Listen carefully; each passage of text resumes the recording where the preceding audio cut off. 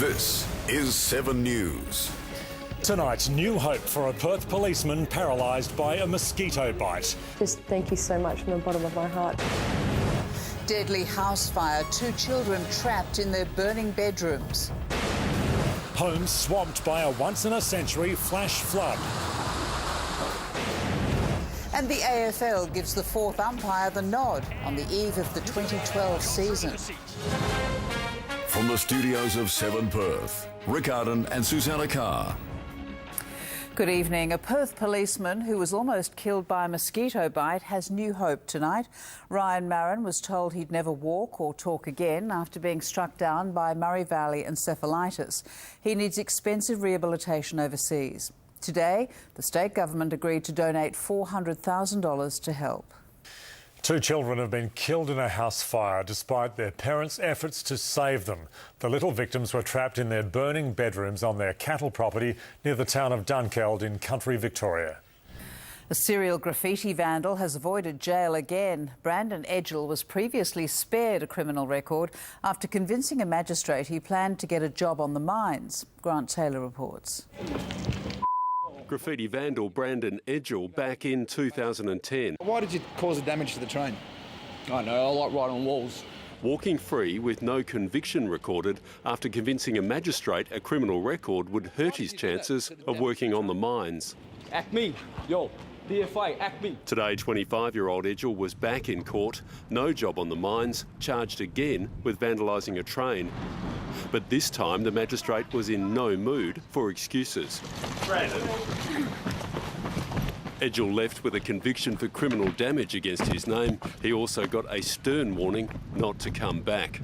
In sentencing, Magistrate Dennis Tenby told Edgell that he'd fooled a magistrate before, but it wasn't going to happen today, fining him $1,000 and warning him that if he comes back to court on the same charge, he'd better bring a toothbrush because he'll be going to jail.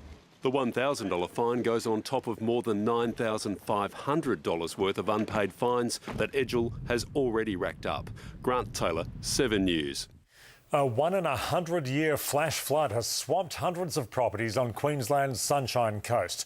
The popular tourist towns of Maroochydore and Caloundra were among the worst affected, with almost half a metre of rain falling in 6 hours. Aboriginal protesters have returned to Harrison Island a day after police moved in and dismantled their camp. Alexis, Donkin, are the tents back up? No, Sue, the tents aren't up, but the protesters are using mattresses and chairs out here, and they say they're not going anywhere.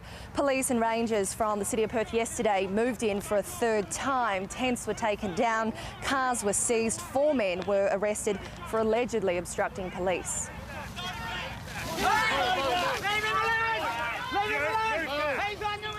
And police were back on Harrison Island today doing ID checks. So far, no one has been moved on. But today, an Aboriginal community leader spoke out against the protesters' actions.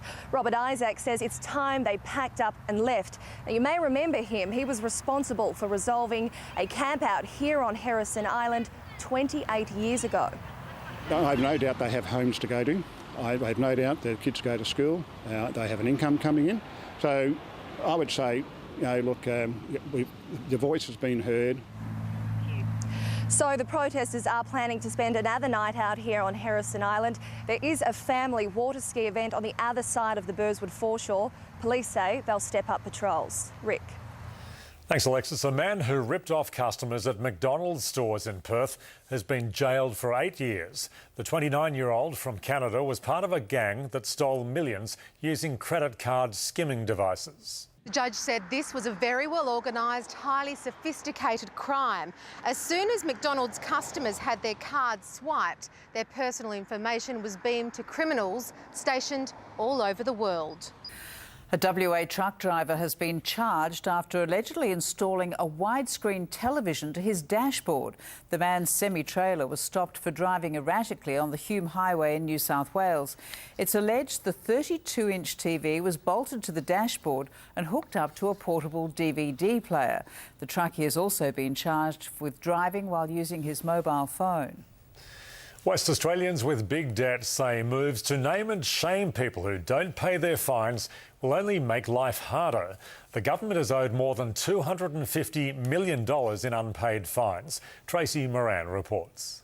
Former Prime Minister Gough Whitlam was joined by politicians past and present today in giving thanks for the life of his wife Margaret. Their children told the memorial service Margaret Whitlam always looked on the bright side and was determined to help others. The Whitlam family's decision to decline a state funeral means that today's memorial service is the only opportunity a grateful nation has to give thanks for a woman who was so much more than a Prime Minister's wife. Stay with us ahead on 7 News. Twiggy takes on the Treasurer. Plus, shot dead. The dramatic end to a 30-hour siege. And find out what killed Whitney Houston. Andrew Forrest and Treasurer Wayne Swan have had a cross-country argument over the mining tax. The billionaire miner is accusing Mr Swan of struggling to count. A Muslim extremist wanted over the murders of 7 people in France has been killed in a shootout with police. The 23-year-old was fatally shot as he jumped out a window. It's feared he was part of a cell planning further attacks. The Los Angeles coroner has revealed Whitney Houston was high on cocaine when she died. Her official cause of death is accidental drowning in a bath, but cocaine use and narrowing of her arteries from heart disease were found to be contributing factors. Approximately 60% narrowing of the artery, so the finding of atherosclerotic heart disease suggests a cardiac event complicated by the cocaine use. Marijuana was also detected in Whitney Houston's blood. Well, Basil's here on this fine Friday night, and the footy's back tomorrow, Baz. Exciting stuff, Rick, and I'm looking forward to following your tips. We'll hear from Kevin Sheedy tonight, plus the Eagles' new Fab Four, and the AFL embraces technology. The video goal umpire is here to stay. And Kelly Slater knocked out at Margaret River. And the footy begins on 7 tomorrow, 4:30 our time, GWS versus Sydney, and it's not too late to enter the West's tipping competition for big prizes. You've seen Dennis Cometti talking all about it. You've got until 4:30 tomorrow afternoon to join. Here are Rick and Sue. Good night.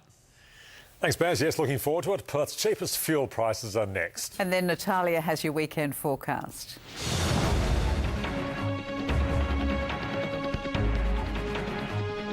So tomorrow is going to be fine, but as I said, there'll be some cloud about. 29 the top after a low of 15. Then a shower or two on Sunday, Monday. It's going to be fine with tops around 30 mid next week, ahead of a couple of showers this time next week. So with those showers forecast this weekend, the Water Corp asks us to please switch off our sprinklers. And this Sunday, it's the Claysbrook Carnival and Duck Derby for Telethon. The big race is on at 2 p.m. in East Perth, so check out the website for some more details. Also on Sunday, it's Raymond and Peggy Nathan of Carrinup's 60th wedding anniversary, so congratulations. Here are Rick and Sue. Thanks, Natalia, and that's all from the 7 News team this Friday. AFL 2012 starts tomorrow, you beauty. Sydney Swans against the newest team, Greater Western Sydney. Our coverage starts at 4:30 with 7 News at half-time. Now, here's Monica with Today Tonight.